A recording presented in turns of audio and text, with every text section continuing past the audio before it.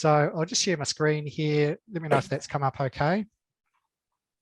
So here's our main page for the information about the tours.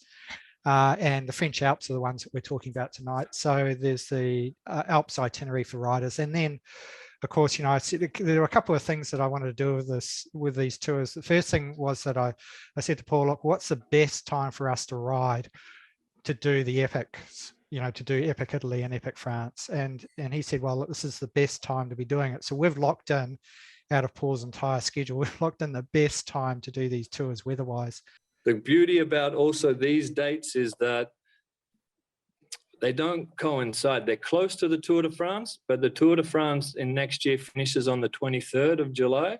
So by starting this trip on the 25th of July next year, it means that we're not getting any logistical or problems with road closures, issues like that around the tour. When we're riding, the tour will have been in the last week or so, but we'll be clear of it. So people can watch it, enjoy the tour, but then know that they'll be riding the stages how we plan them to, with no interruptions, which is the most important thing because this is, as talking with you when we were organizing this a couple of years ago, this is a holiday, of course, but it's also got the slight challenge factor to it as well. These are rides that they're not supposed to kill you, no, but they got challenges in them as well. So it's a type of tour that's mixing a holiday, because we're not moving hotels every night. We're having 2-night bases, and even in Provence 3 nights, so that it feels like a holiday. We're getting time to relax. We're not moving and in a rush all the time, but we're riding epic stages. We're doing the challenge. So we wanted to make sure that the dates we selected don't cross any Tour de France stages, to put it that way. Yep. No, it's fantastic. So so the dates was really important. The other thing that I asked Paul to do, and it was really, you know, I didn't know whether Paul was able to pull it off, but we wanted to have the opportunity to invite non-riding people along, partners along to the event, because I mean, cycling is such a selfish sport, and it's, you know, it's nice to be able to involve your partner in something. So Paul's got together and teamed up with another one of his very good tour operators to put together the non-riding option for both the Epic Italy and the Epic France. And like I say, the reason why we wanted to do that was we wanted to keep it inclusive and have something, you know, instead of dropping your partner off in Paris with a credit card for, you know, a week or 2 weeks, that they can come along and experience the ambience of the regions and what sort of attractions that they have. And then, you know, we reconvene in the evening and talk about our adventures for the day. So so Paul's done a fantastic job on that. Yeah. We're used to doing that in a more informal way in the past, because usually we will have 1 or 2 non-cyclists on all of our trips every year. But often, say it's a 9 or 10-day trip, maybe there's only for logistic reasons 2 or 3 days with the staff that we have looking after the cyclists, that we can take them off to a side museum or do an easy hike or a cooking class. But by having a designated group where maybe we get 3 or 4 non-cyclists, well, we can put a guide and a van and a special program just for them. And because we're riding, like I said, mornings, usually by 2-3 o'clock in the afternoon, everybody's back at the hotel together. The afternoons and the dinners are all together. So you don't need to differentiate where are the cyclists, where are the non-cyclists, because you're relaxing together, you're having afternoon events together, dinners together. It's just the mornings, the cyclists have their route. The non-cyclists, they can join the van if they want to take video or photos. But if they don't, there's special activities, being crepe cooking classes, the National Arts Museum. There's also hikes at the top of, easy hikes at the top of Alpe d'Huez. There's visiting goat cheese farms. There's, what else? There's lavender farms in Provence and olive oil testing that Provence is obviously famous for. We've got the thermal baths. So there's a great variety of non-cycling activities to make it a special program. Not that they're going to do wine tastings every day. No, they do that, but they're going to have variety as well. So that's what we're really happy about that program, is that non-cyclists will feel like they're having their own holiday.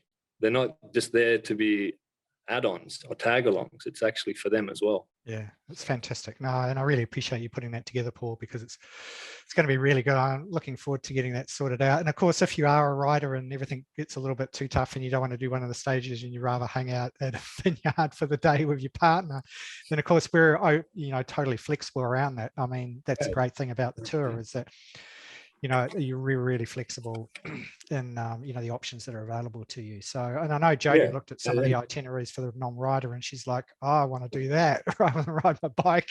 So it'll be interesting to see how it goes. But anyway, so let's go on and I'll share my screen again, and we'll talk a little bit about, I've got the tour itself, and we'll just, look, I don't want to spend a stack load of time on this, but I thought, you know, we'd sort of cover off some of the stages and things. And I've got your photos that you sent through as well.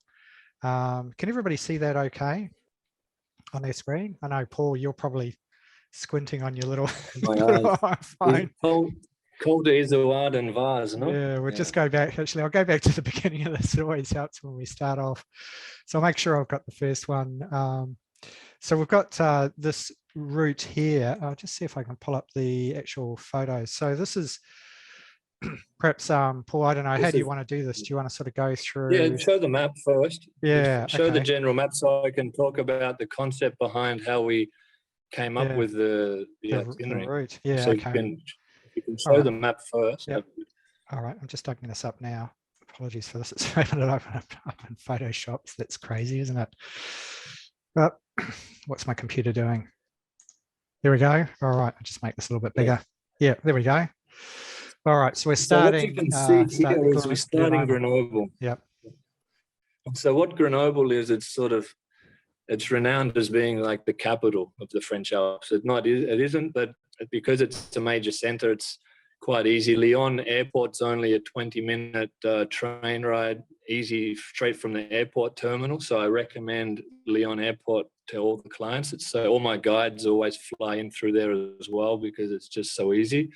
And so you can get to Grenoble, and Grenoble is a cool place, very much a university type city, but it has quite a lot of monuments as well. So it's easy to spend a day or two there pre-tour to get over any jet lag or the like.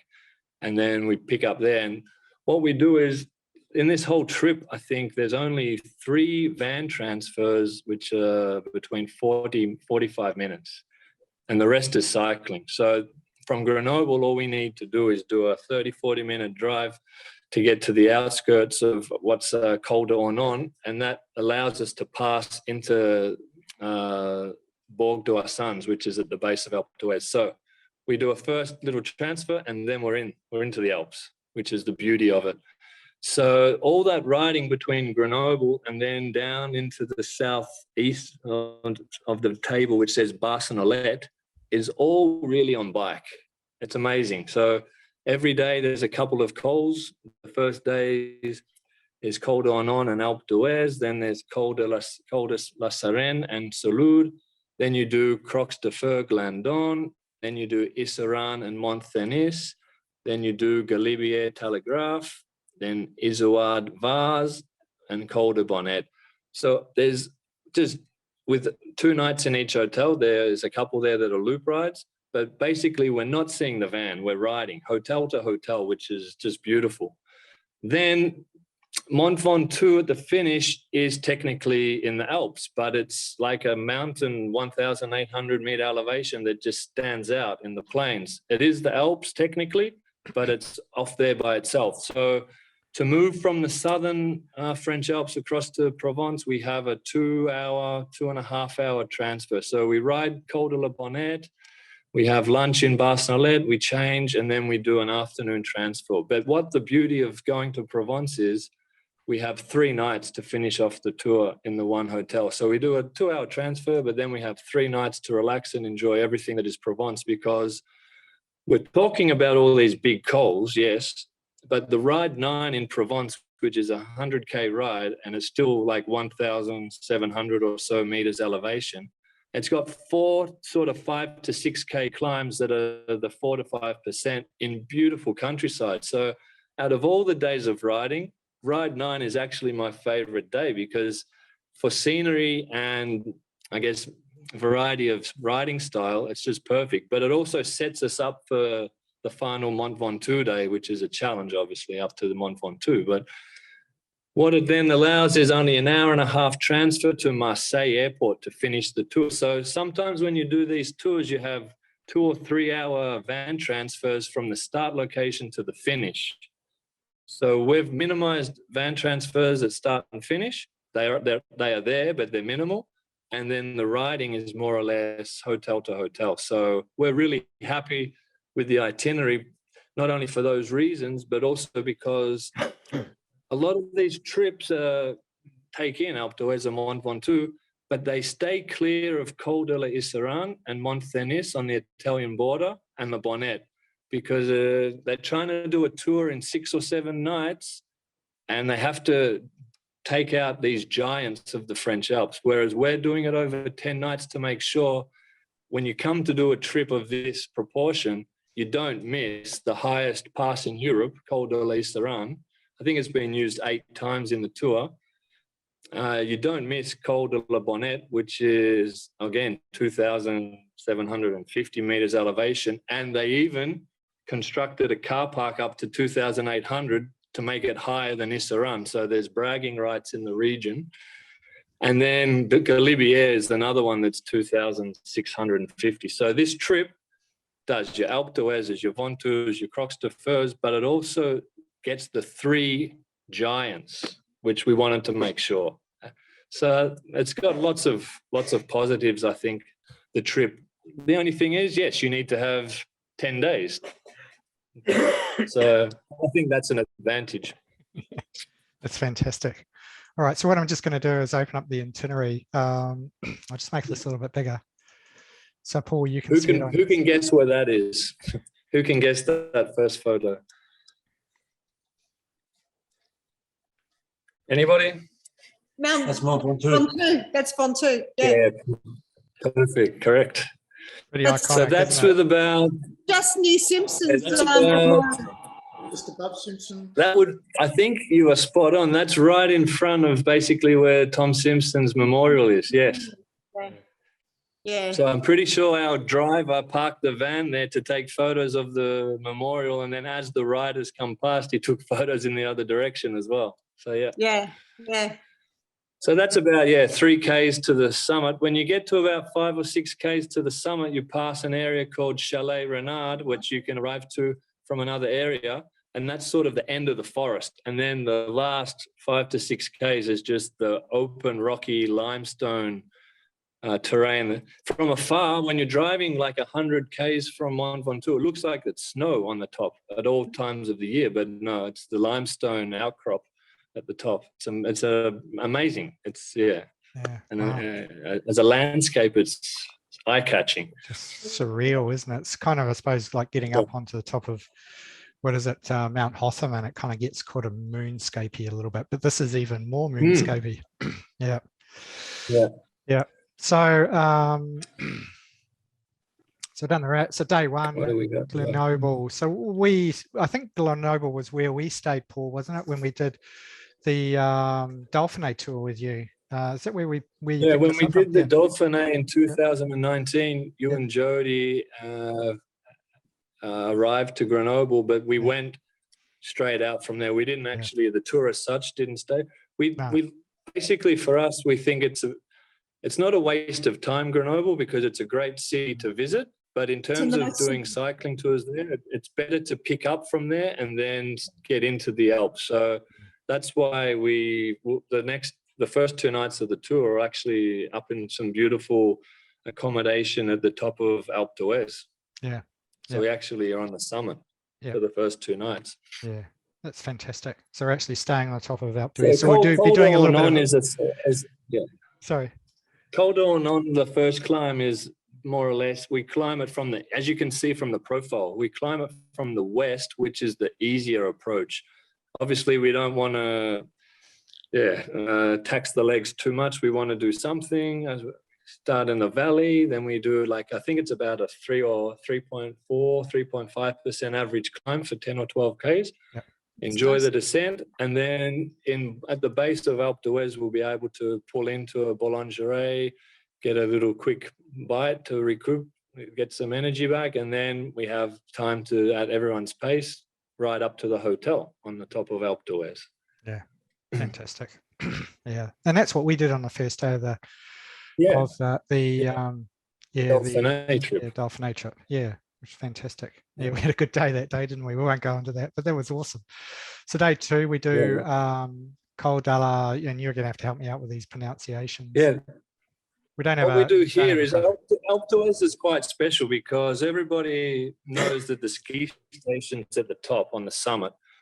But what you have is you have 2 other asphalted roads to get to the ski station, but obviously they're not Alp d'Huez and the 21 switchbacks. There's Col de la Sarenne, which is more of a balcony road that hugs the cliff, which is safe. Yeah. But we decide to climb it rather than descend it because the professionals tried to descend it, I think it was 5 or 6 years ago, and they all complained because they're racing.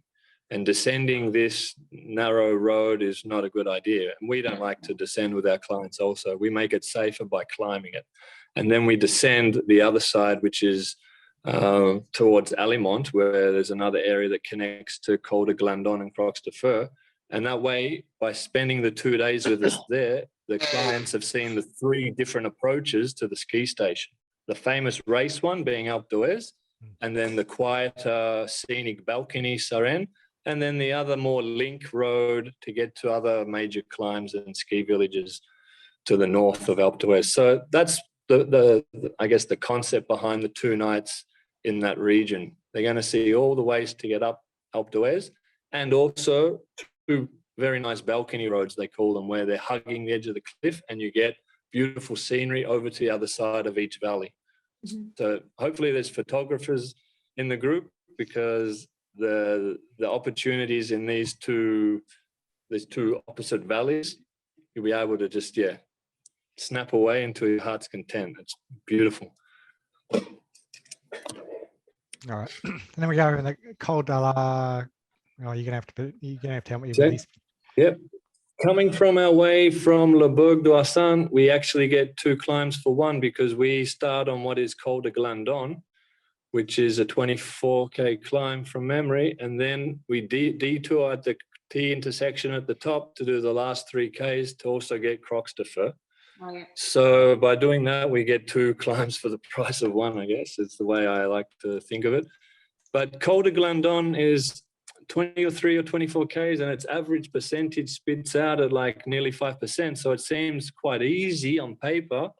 But what it has is a couple of areas where there's 1.5 kilometer descents. So what it has is some 10% sections which sort of, they trick you. They lure you into a false sense of security, but everything's taken in calm. It's no problem. It's only if you've gone and attacked a little bit too hard that you find it a problem at some of these sections. Like this climb's easy, descend, what's after the descent? Another ramp. So Col de Glandon looks, in terms of averages on paper, to be one of the easiest climbs in the Alps, but it can definitely come to bite you if you don't take it at your pace, at the right rhythm.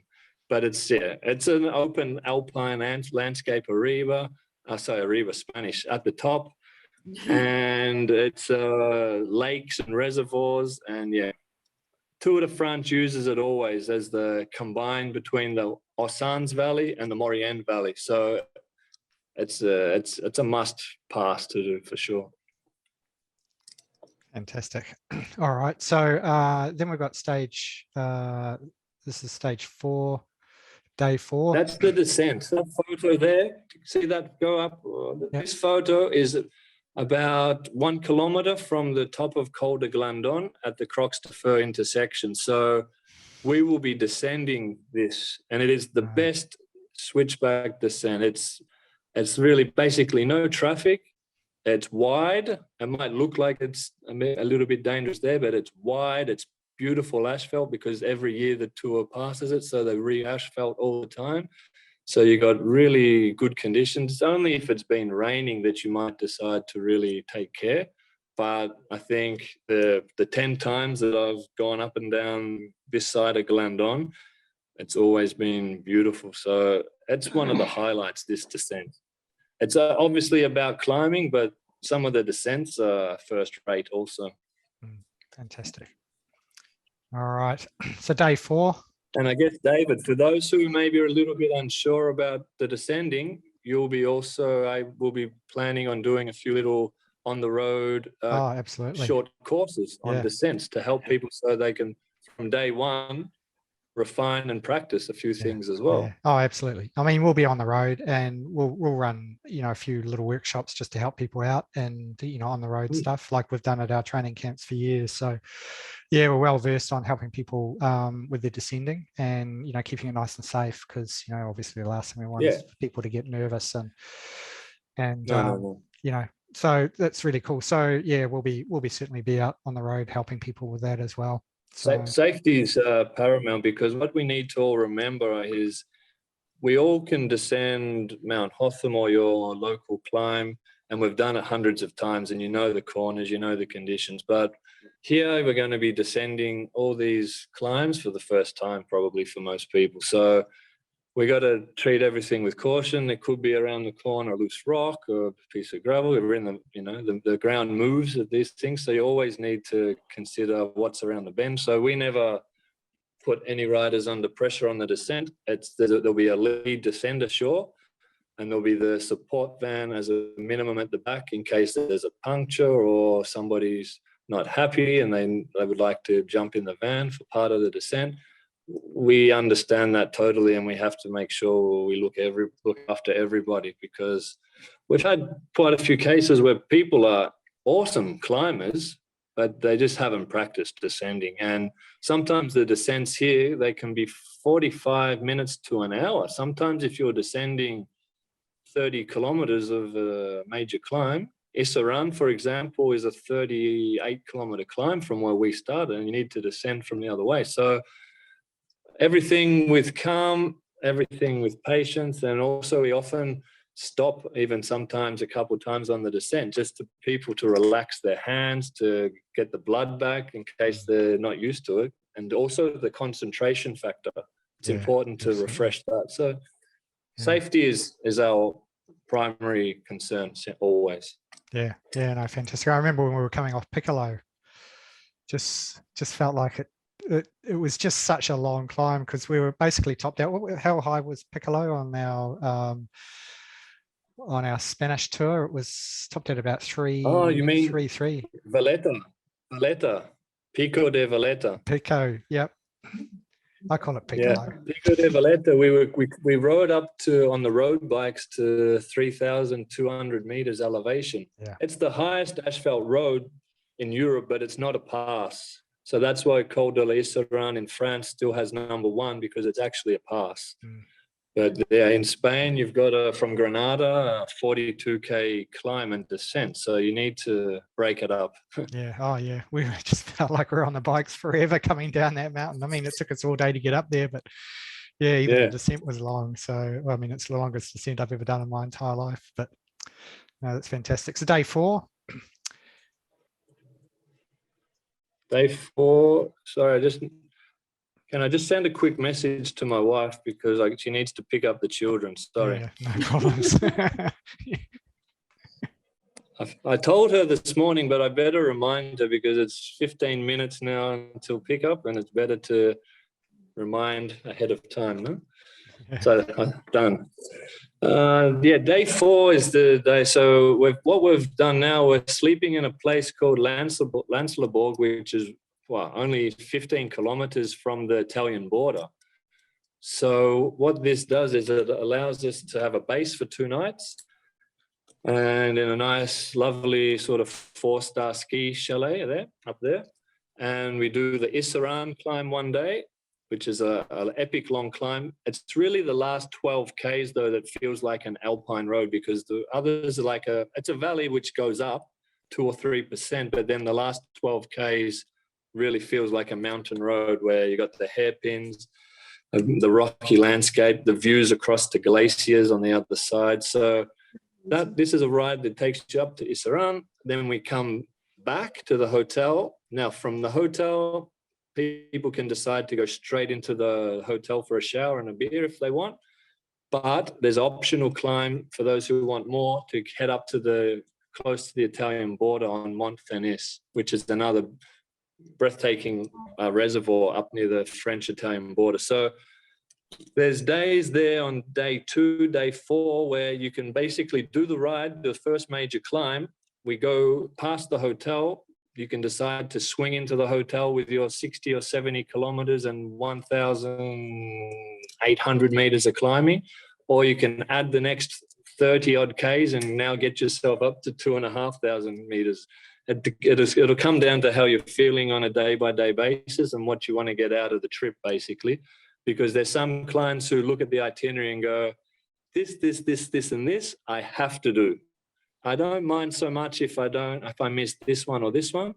So it might be that with the 4 or 5 optional days out of 10, that there might be riders who decide to do everything, but there might be those who say, no, I'm going to take a rest on the second climb today because I really want to make sure I'm ready for the Galibier Telegraph double, or I want to make sure that I do what would it be? The La Fête de Montvernier 25 switchback climb. So yeah, it comes down to personal preference as well. But the clients, it's good to know that the itinerary and the hotel selection allows on 4 or 5 of the days to have that, I guess, pick your own adventure option.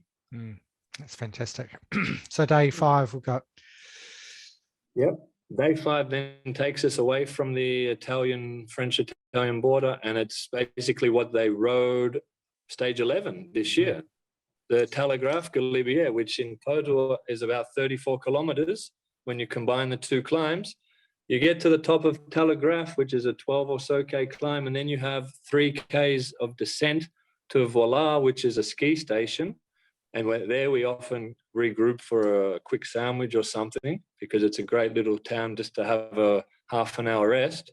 And then we do the last 18 kilometers up to Galibier, because if you just try and do the 34 Ks non-stop, the last 10 Ks as Galibier becomes quite difficult at the top. You start to wish you'd had a little break in Valor for lunch. So we like to make sure to tell the clients that we don't want to suffer also. We need to enjoy ourselves and get there in good condition. So we break up the double, and to make sure that the people achieve the double, there's no point riding Telegraph and getting halfway up Galibier and having to call for the van. That's no fun. So it's best to do Telegraph, the descent, a quick lunch stop, and then the epic Galibier that we saw Roglic and Pogacar and Vingegaard attacking non-stop this year was ridiculous to watch. It's really crazy. I was watching it thinking, what are these guys doing? The summit, it's not a summit finish here like other years. It's still got 50 Ks to the finish. So It's just but unreal. all we do when we get to the summit there is we have a lovely 20K descent straight to the door of the hotel. No more climbs. So we descend straight to the hotel, and that's a good way to finish that day. Fantastic. All right. So there it is, the Telegraph Galibier profile. Yeah. Fantastic. Awesome. So we got a downhill start and then a couple of climbs. So we'll be stopping. It looks downhill. It looks downhill, but it's deceiving because there's the main road from Lanslebourg, where a hotel is, down to Modane, where then you can do the pick up the Telegraph and Galibier on the other side of the valley. But from doing, I think it was 2019, there was the day in the tour when they climbed Isseran, then they descended to go to Tignes, and there was a huge hailstorm, and they had to actually block the stage. They actually reduced the stage, and Egan Bernal was awarded the stage win, and he made up time, and Alaphilippe lost the lead, etc. Well, we were actually there that day, and we climbed Isseran, and we were clear from the storm. But 20 Ks away in Tignes, which is the other side of Isseran, it was just wipeout. And so we didn't see any of that. We descended Isseran back the way like we will for this tour, and we were clear. But this area has changing climatic zones in the mountains. But what I was going to say is, by doing that trip in 2019, we actually found off the main road to get down to the valley at the bottom of Telegraph and Galibier, a beautiful side road.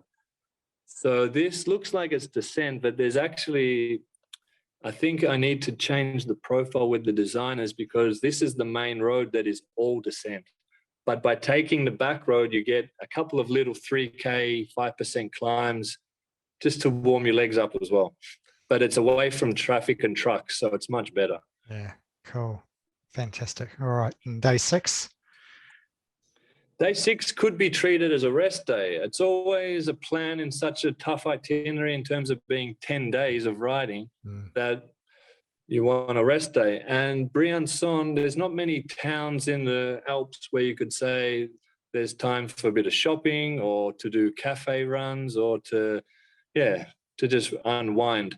But Briançon is like the only major sort of town in the Alps where you've got a UNESCO heritage site with all the fortifications from the World War I setup, that if you're going to have a rest day as a rider, Briançon is the place to do it because we can organize the guided walking tour of the old town and people can enjoy that. If we are going to ride, this is where we've decided to keep it short and sweet.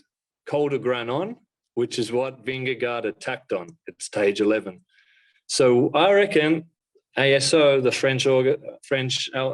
TDF organizers have been watching our webpage because we designed this itinerary in 2020 to be ready for 2021. Now, COVID didn't allow us to do that. And then all of a sudden, ASO decides to put Col de Granon as a summit finish, the second in history. So I reckon they've been watching our webpage for this. But we'll do Col de Granon for those who want to do a ride on that day. It won't be a long ride, but it will be memorable for sure. Fantastic. So this will be me sitting in the spa pool. This is everybody in the afternoon that day because non-cyclists and cyclists alike will pick a time so that we can all go to our favorite open air thermal baths in the Alps, which is only a 20-minute drive from Briançon. So there you go. All you need to remember though, in France with the pool and the spa systems, you can't come with board shorts. You have to have like a type of Speedo and you have to wear a head cap, so a swim cap. So you can buy those things in the shop if you don't have them, but they charge an arm and a leg. So it's better just to have them in your luggage already. And that way you'll enjoy the moment. Fantastic. All right. So 3 more days to go. Well, it's just epic getting through the schedule. Yeah, the schedule takes its time, huh? Amazing. So day 7. Again, like I mentioned, Briançon is a major town, so the tour likes to go through there just for the fact that they can always find enough hotel rooms for the teams, and it's not the teams having to be all 100 Ks apart from each other. In Briançon, they always have a base where, for at least for a night or two, all the teams and the officials are close by to each other. So when you look at this, that means climbs like Galibier and Izoard will always often be in the tour because they're next door to Briançon. And so basically from us, it's a 10K, 8K rollout from the hotel in terms of warming up, and then you're straight on to Izoard. And Izoard is not a tough climb from the side we do it from, but the last 2 or 3 Ks gets to sort of 8%. And then we descend on the side that's the Casse de la Desert, which looks like, I guess, again, a different type of moonscape. It's more like a golden moonscape compared to the white Ventoux landscape. But yeah, they often get referred to as lunar landscapes, Izoard and Ventoux, but they have different appearances, whereas Izoard's more like soil scree, golden colored soil, whereas the Ventoux is more like rock. So they're very distinctive landscapes, and I guess the tours wanted to pass Izoard 40 odd times for the fact of the cameraman and the photographers sitting on the back of the bikes get the best footage, and it makes it look like an amazing race, and it is, and we get to ride all of that on this trip. So spectacular. Fantastic. All right, and day 8. Day 8 again. Day 8, like I said, these people could decide to take rest days if they like, but Bonnet could be a rest day for some if they're finding it tired and they want to be fresh for Provence. But when you're here in the region, if you've got the legs, well, we're in no rush. We can go and ride Bonnet. So Bonnet, again, it's supposedly the second highest pass in Europe. If you are riding it, you can go over the pass and then continue a couple hundred more Ks and find yourself in Nice on the Côte d'Azur, on the beaches. But we prefer to get into Provence for this trip because there's just more, I guess, for us, there's more value in the holiday experience by heading into Provence. So Bonnet, again, it's not, the first part of the climb is not so difficult. It's a 24 odd K climb. It's long, but it's constant grade. It's like more of a modern engineered climb rather than some of these goat path finishes in the last couple Ks where they narrow. This is just alpine landscape with meadows where the last kilometre or two turns into a rocky finish. So at the top, the last kilometre looks very much like Galibier, quite resemble each other with the grey sort of slatey style rocks at the top, but the actual climb is different. It's more pastoral. So and what you do when you're climbing up Bonnet, there's a lot of history because you see a lot of military buildings from World War II that they constructed. So it's got some historical sites that you pass along the way as well to keep things interesting. But it's, like I said, they built the last kilometre a car park, and I think they did that just to make sure that they beat Col de la Isseran. So it's not, Col de la Bonnet is 2,750 metres elevation for saying a number, but the car park at the top is 2,810. So it leapfrogs Isseran. So that's called Cime de la Bonnet, not Col, because it's just the summit. And so that wins the highest asphalted road in France for that reason. But yeah, there's lots of, I think there's politics there. There's some politics. Some stuff going on. Fantastic. And day 9, Provence. Day 9's our loop ride through Provence, where I mentioned before, there's no one major climb, but there's 3 or 4, what they say, cotes, COTE, which is like small coals, and they're 5 to 6%. They're always rolling, green, lavender farms, small. This is the town Gourd, and it's like I call a plus beau village, which means one of the prettiest villages in France. So it's got that rating, and Roussillon, which is another one nearby. So this ride, we've designed the ride so it passes through 2 of the plus beau villages of France, so we can also stop and take a photo. Gourds here we use because there's fantastic bakery in the main plaza where we can also pull up bikes and have like you're sitting in a medieval plaza having your lunch. It's beautiful just to have 20-minute, half an hour break there. And then we continue on the bike. We go down to an abbey, a famous medieval abbey. We do another climb, Col de Mur, and we loop ride back to our hotel. So for me, it's just, when you think about not like the challenge of the other rides, but when you think of just doing a scenic loop ride, for me, this has got everything, and I love this day. I'm looking forward to it. I get to ride this day in a couple of weeks, actually. So I always look forward to riding in Provence. When I first thought of Provence, I thought this is going to be busy. It's famous. It's going to be annoying, traffic everywhere. But it's the 5 or 6 times I've been there, it surprised me every time. You've basically got quiet roads, beautiful infrastructure, quiet towns, and good riding. So people will enjoy this as a different style ride day. Fantastic. And finally, and then the celebration. Yes. The emotion always takes over on top of Ventoux. We leave it as the final climb. And this was a group from 2018, actually, like a private group. And they'd suffered because they were from Singapore, South Korea. They hadn't done a lot of climbing in their life, and they were tired. And yet they still made it to the top of Ventoux, and they were just euphoric. They were so happy. And we always have a few bottles of champagne and things like that on hand just to pop at the top. And it's, you know, you have to celebrate. We're not professional riders, no, but it's a lifetime achievement and something you'll remember forever. So this is a great day. Awesome. Fantastic. All right. And I then think is there one photo at the back here? I can't all. remember. No, I'm not Yeah, sure. we got then we talk about then talks about the transitions Ah, of yeah. Dennis Yeah. and Monte But yeah, Grappa. what we do after that on tour, it's a 30-minute drive from our accommodation, but it's really worthwhile in terms of a farewell dinner. There's Les Andiols wine estate, and it has like a spectacular winery and restaurant. And so we always, when we're in the region, like to finish. I mean, you finish the riding aspect of it on Ventoux, and it's a celebration.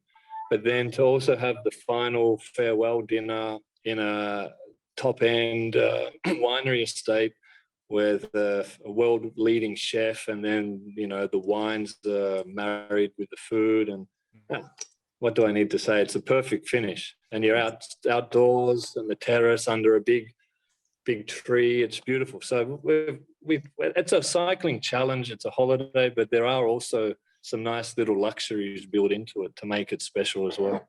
Yeah, fantastic. Excellent. All right. We'll just hit the hour. It just seems like an epic adventure going through all the epic rides that we're going to be doing. We could talk for another hour or two easily, but you know, it's hopefully the idea, the flavor and the idea of the whole trip is there. And people, if they have questions, they can email you directly those, and we can respond, no problem. But as I talk, I've got my email open here, and Simon's just put a booking form through for the Epic French Alps as well. One of your clients, David Simon He's right here. I think he lives in. I'm listening. Oh, here he is. There he is. Yeah, you're listening. Great. I'm listening in. I'm like, I'm looking at come this through, stuff. mate. I'm like, I've been sitting on the fence, and like, I'm in. Yeah, I see it just popped in. I go, oh, wow. And I didn't know you were online. So I think now that makes it, we're going to, for the first year doing this joint collaboration, like we've done plenty of French Alps trips, but with the collaboration with David and Jody is we're going to keep it as a maximum of 15 riders, because that way we can keep very good support on the road, very intimate, lots of learning experiences, etc. I think now with this booking form, it means we're at 7 riders. So we haven't even really done any promotion, David. You've done a few little emails and the like, but it's amazing. It's like, I think the French Alps will be at 7 riders. And I think Italy's at 5 riders and 1 non-cyclist as well. So there's a lot of interest for something that we haven't even really started to really promote. So I think, people are ready to travel again for sure next year. Absolutely. Oh, Simon, fantastic for signing up. Really appreciate it. And I'm sure you have an awesome time. I know Sue and Graham, you already signed up. Is there anybody else on the call that have signed up as well? Yep, Colin, you've signed up. Fantastic. I mean, I think you must be pretty excited. Colin? Colin. Yeah, there you go. So that's awesome. So obviously in the lead up to this, actually, Colin, I think it's Colin. Is it Colin Young? Is that right? Yeah.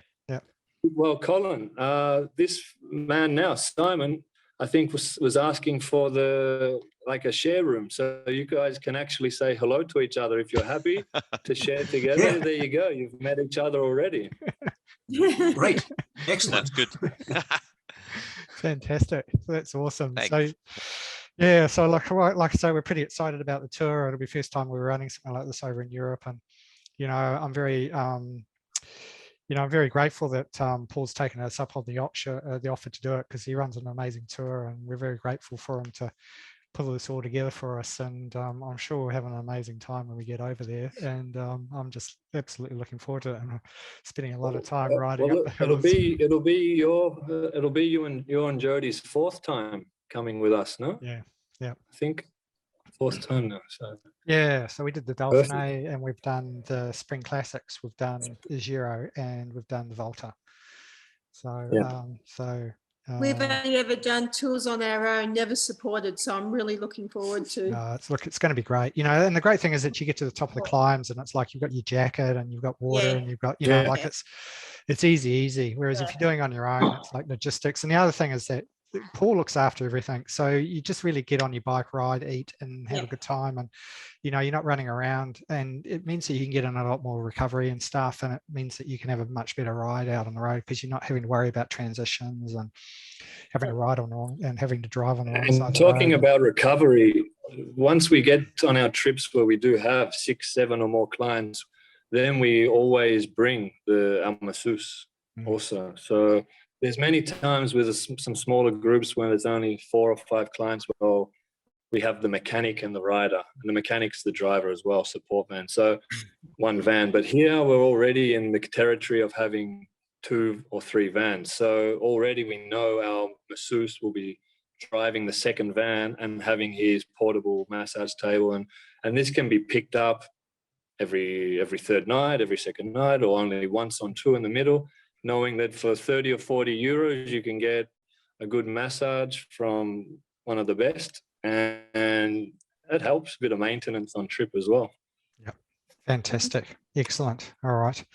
Well, look, in the interest of time, I know we're probably we could spend another hour talking about this, but, you know, I kind of like to keep these sort of to an hour. So, look, if there are any questions, as much as I'd like to answer any questions that we've got tonight, if you could send them through as an email either to myself or Paul.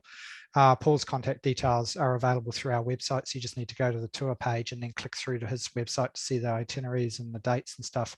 And he'll have a contact form there. And Paul, you're on email and stuff. You've got a few tours running now already. But yeah, even though we head away on tours and we have basically, well, COVID's put a hold on thing for a couple of years, but this year we've condensed our program and we're away on the road basically all of August, September, doing 6 trips, basically all back to back, just to make it, I guess, practical and worthwhile, because the numbers are lower this year than other years because people are only deciding to come back to travel in a small wave this year. So while we're away, if you email me or message me on the contact form, still within 24 hours, I'll get back in contact. So yeah, I'm still picking up emails nonstop. So yeah, that's fantastic. I got a busy period coming up. Yeah, awesome.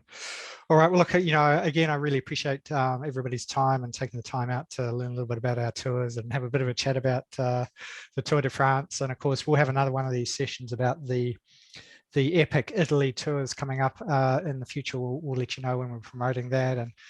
And like I mentioned, obviously me and Paul are just an email away. So if you need any help with anything, yeah, more than happy to respond to any questions that anybody has about any of the tours. Even if you've enrolled and you want some questions about, you know, what gear to bring and bike stuff and those sort of things, just let us know and we can help you out with all of that. So anyway, look, I really appreciate your time. Paul, thanks so much for telling us all about the tours and